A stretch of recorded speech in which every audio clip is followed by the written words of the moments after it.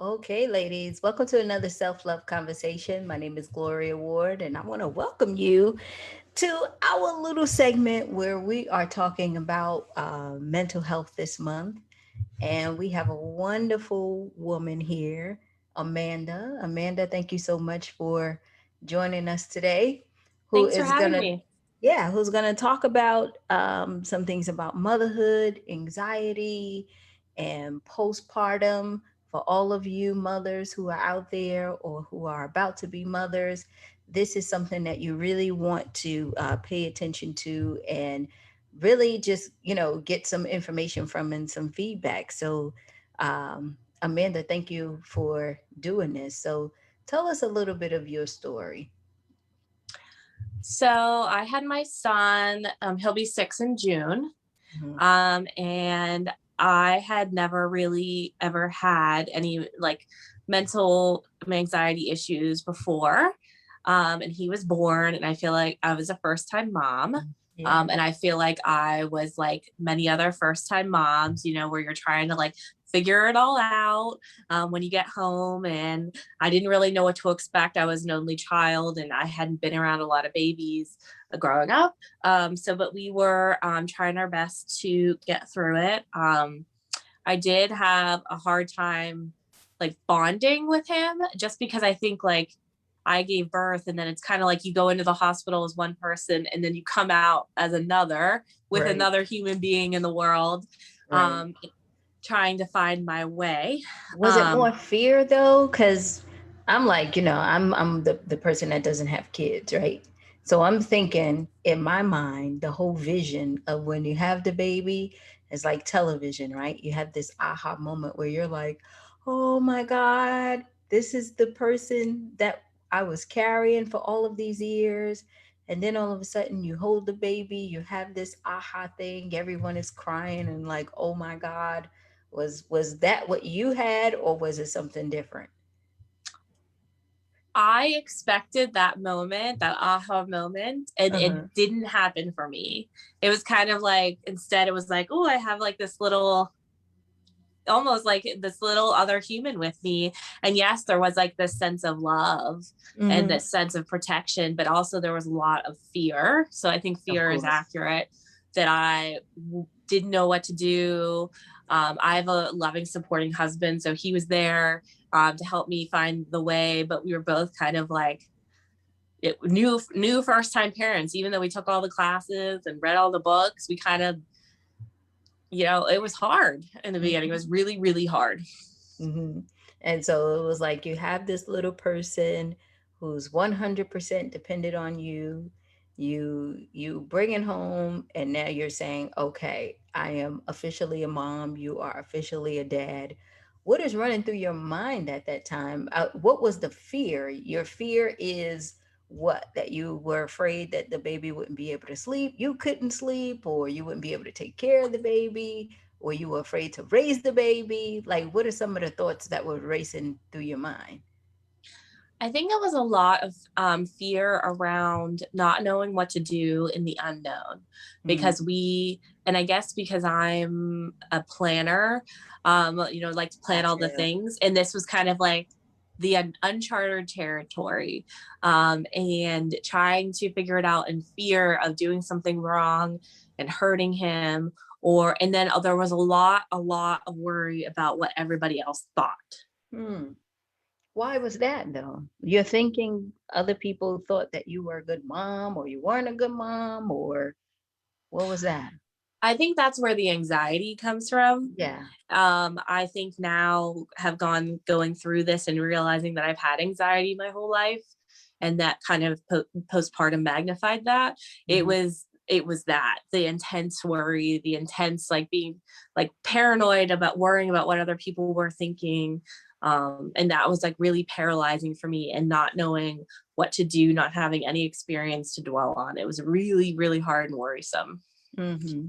And you said you had anxiety before then. So leading up to your pregnancy, did you have any symptoms of anxiety, or you was just like chill until the baby got here? So I was my normal self because I never realized I had anxiety Mm, until So, and kind of through this journey, because Yeah. postpartum depression kind of magnified the anxiety and led to me getting diagnosed to be high functioning anxiety and depression. So now I have a lot of clarity about like looking back on my life and realizing how anxiety influenced me at all stages, but I didn't know that at the time. Right. And that's what I want to get to, because a lot of people feel like they're normal and that you're going to have good days, you're going to have bad days, right? Some days you're going to feel good and some days you're not going to feel so good. And that's considered normal. But when Mm-hmm. you know that you feel something that is, outside of the norm, and you're asking yourself, what is this feeling that I'm feeling? How come I can't shake this funk, right? That I'm in? We say it's just a bad couple of days, Mm-hmm. um, it's because I had a fight with such and such. It's because my mom said this. We start to look outside of ourselves, right? Mm-hmm. So you have the baby, you're going through postpartum, you know now that you're discovering that you had this kind of anxiety. What was it like knowing that you had these two things going on though? Like, um, the feeling, or like, some of the symptoms, because I want the women to understand and know that, these good days and bad days might be something, Mm-hmm. and ignoring it, thinking that it's something outside of you, is what prolongs that healing process. Because, like what you said, you don't even know, Mm-hmm. right? You could have been suffering this whole time, but it's so normal and natural. It takes something else to let you know, right? Yeah. Yeah. Exactly. And when I looked up, like when I look at the symptoms for postpartum depression, anxiety, or any of the PMAD disorders, I mean, it's really, I think, hard as a new mom to differentiate, because when you look them up, like just Google them, it's like low mood, sadness, fear, loss of joy, loss of identity, anxiety, lack of energy, lack of sleep. Um, and it's all those things. As a new mom, you're like sleep deprived, you kind of lose your identity. But Hmm. so I think it's hard. So I think the thing that you need to watch out for is be kind of honest with yourself and honest with your partner and your family about what you're really feeling like. Hmm. And if you really feel like your mood is lower than, like you said, we all have bad days, Yeah. but is your mood different than that? Are your thoughts different than what they were?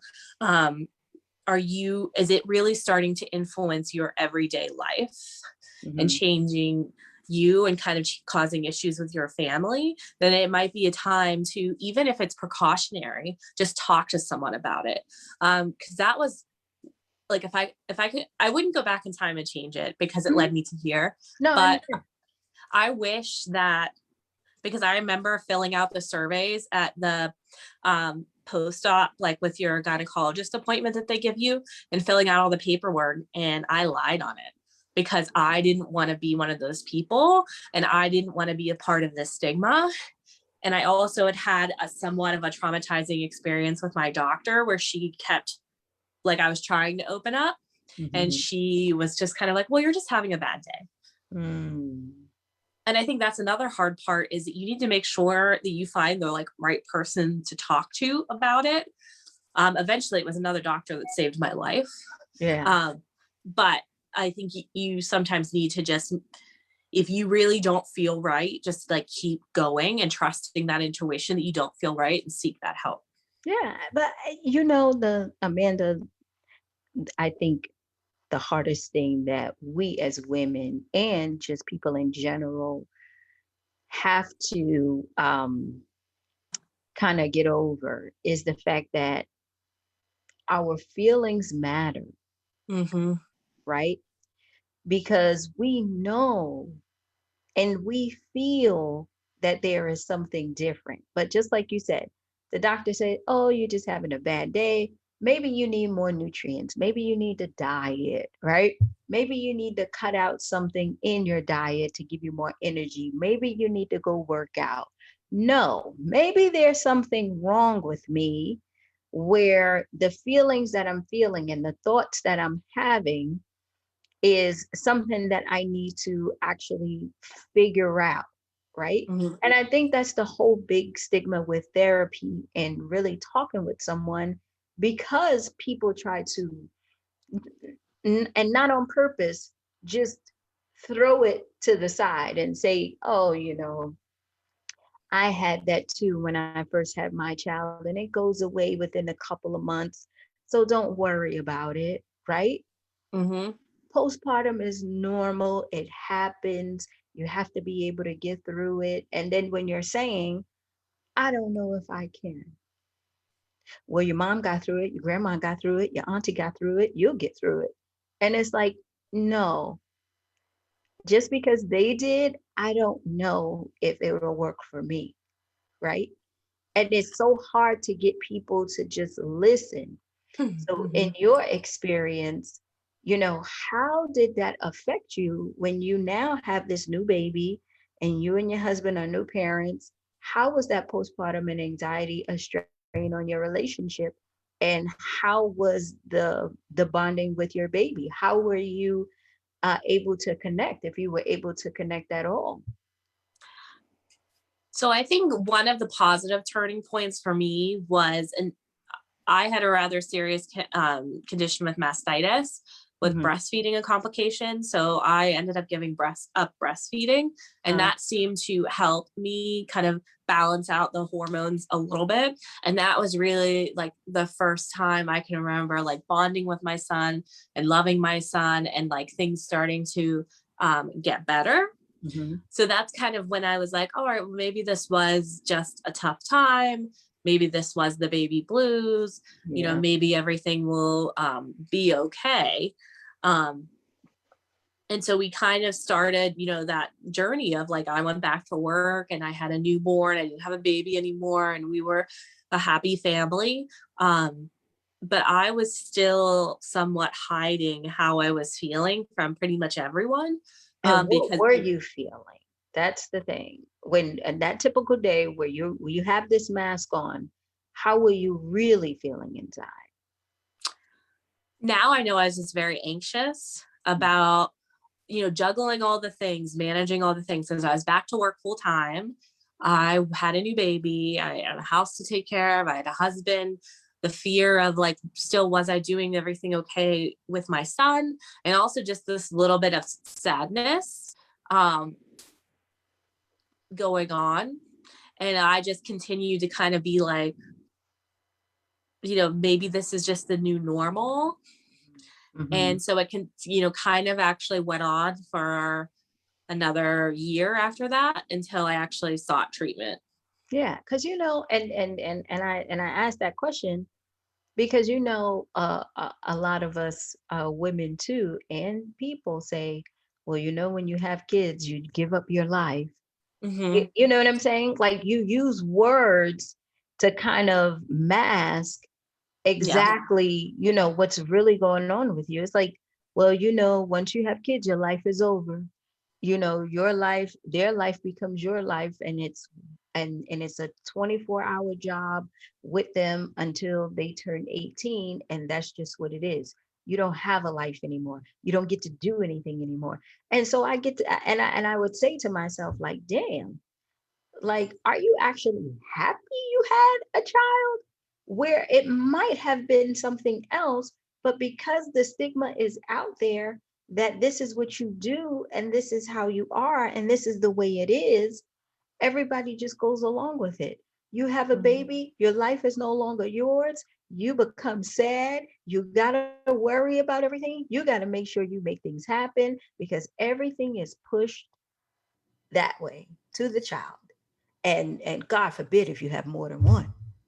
Right. You know what I'm saying? God Yes. forbid if you have more than one and you got to pick up two or three kids from daycare and feed them and do all this stuff, you'll go out of your mind, right? Hmm.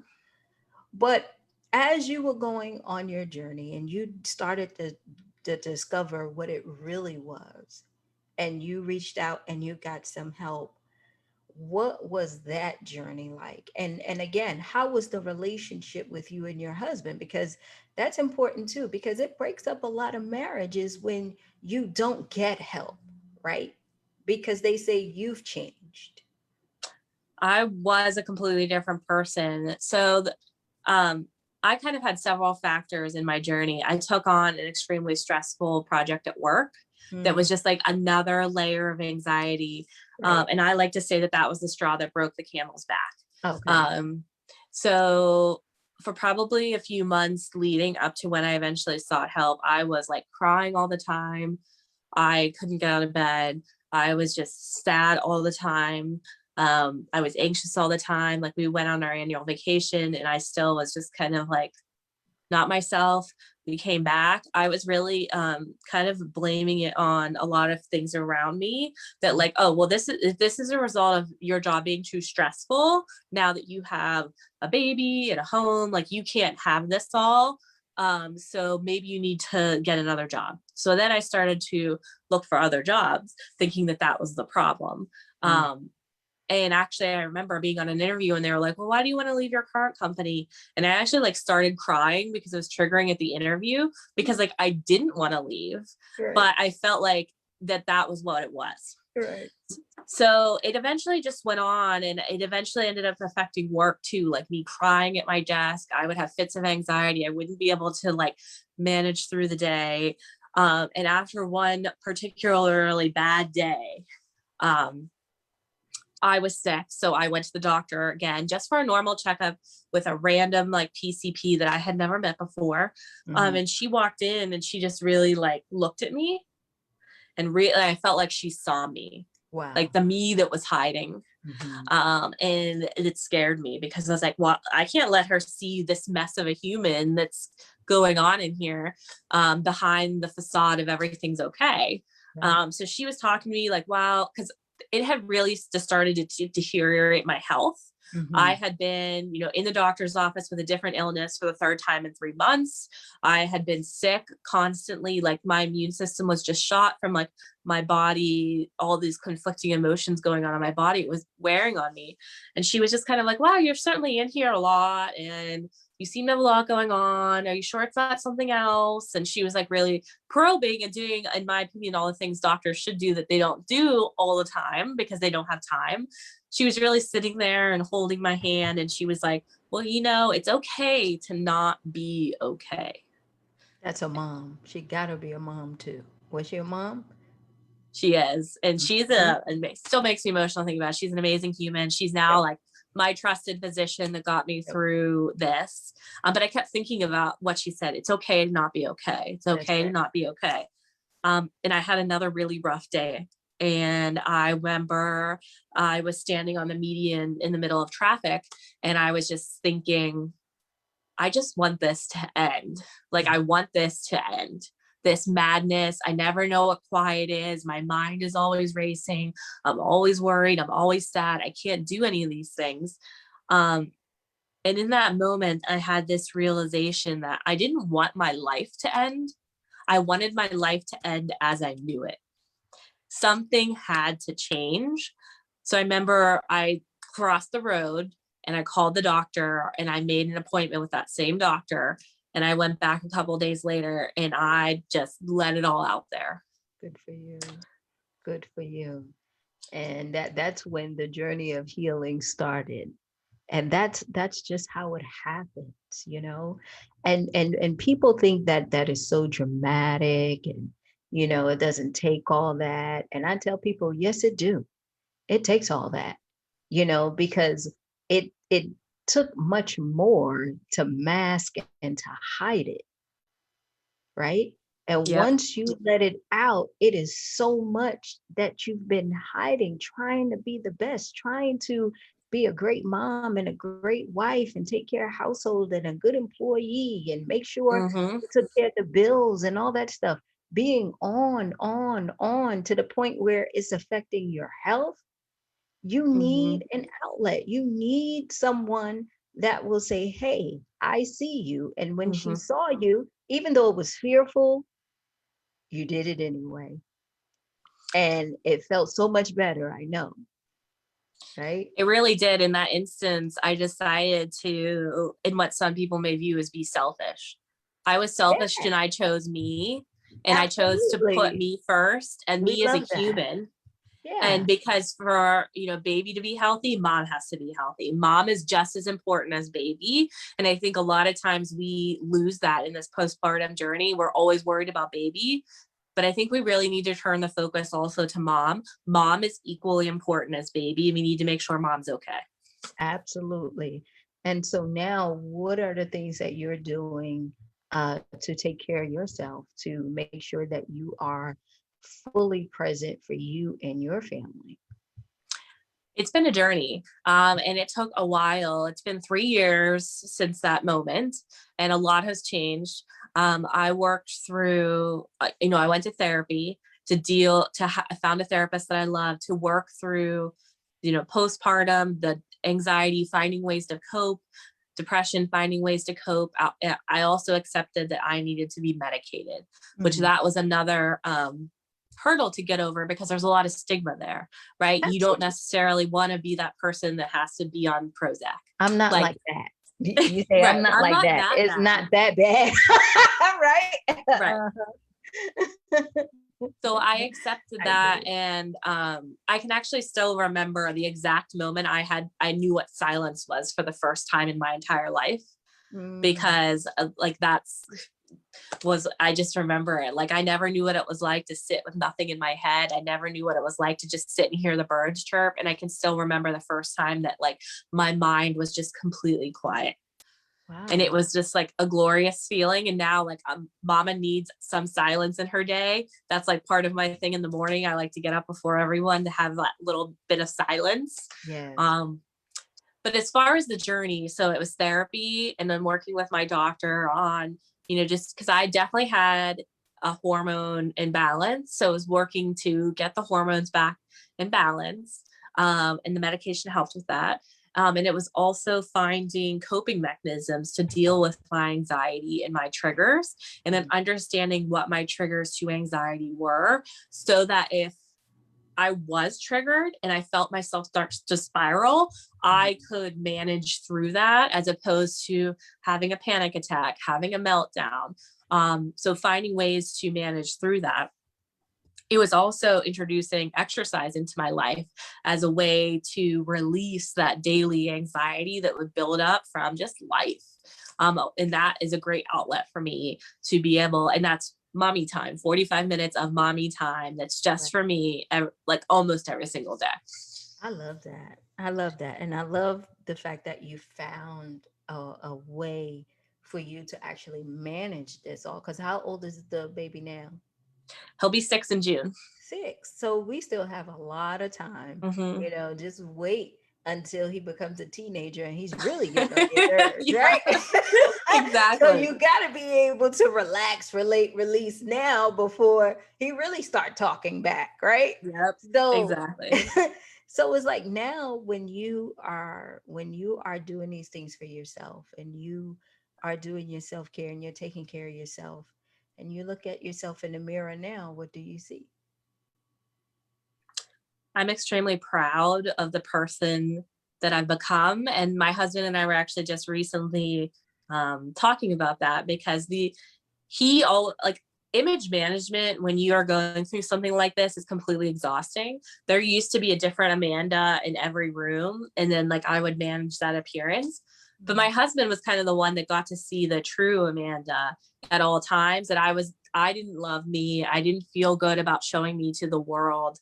And through this journey, I found me, I accepted me, and I loved me. And now that's the only Amanda in the room. That's the only Amanda out there. And I just feel such joy for doing that, for being brave, choosing me, putting myself first, putting my family first, and doing this for me. And so proud that now I want to help other women go through the same journey and not feel shame, be able to choose them and to love themselves. And do you ever think, because even I know in my own journey, do you ever just sit back and you say to yourself, like, damn, it was so hard for me to take a step. And now it's just like breathing, where When you decide to choose yourself, you don't give a shit about what people think or say, because you know where you have come from, right? And you Mm-hmm. know your own journey, and you sit and you say to yourself, am I going to constantly worry about what these people think, or am I going to do what I know makes me feel good, right? Because just imagine spending your whole life, Amanda, caring about what another person thinks. You up late and that person is snoring, sleep, not even thinking about you, but you think they thinking about you. 100%. You know what I'm saying? They, like Les Brown says, 80% of the people don't care and 20% is glad as you, Mm-hmm. right? So as you walking around thinking about what mom thinks and dad and family and all these people, when you bring the baby around and they start talking or whatever, none of that matters, because what happens in your world, how you want to grow, how you want to raise your child, is the most important thing in the world, because that child is watching you and Mm-hmm. your husband and soaking it all in. So Mm-hmm. choosing you is the best thing you can do, because you're showing your son early what a strong woman looks like. Mm-hmm. Not saying that strong in strength where you have to wear a mask, but you see vulnerability, you see love, you see nurturing, right? Mm-hmm. You see the glow, right? And that's what it's about, you know? 100%. So I'm tell me so about proud this. to show. Tell me about the Stronger campaign. I thought I read that in the blog. Yes. So it's the jewelry I have on here. There's a necklace and Oh, earrings. There's yeah. one. So I'm working with the Solid Brand Sessions on their Stronger campaign, and the jewelry was created by Leo and Lynn Jewelry. You can Mm, still purchase it. All the proceeds from the jewelry are going to three foundations that are doing work across the country with maternal mental health. To mhm. date, we've raised $1,000 that will be donated to Wow. them to help them continue their work.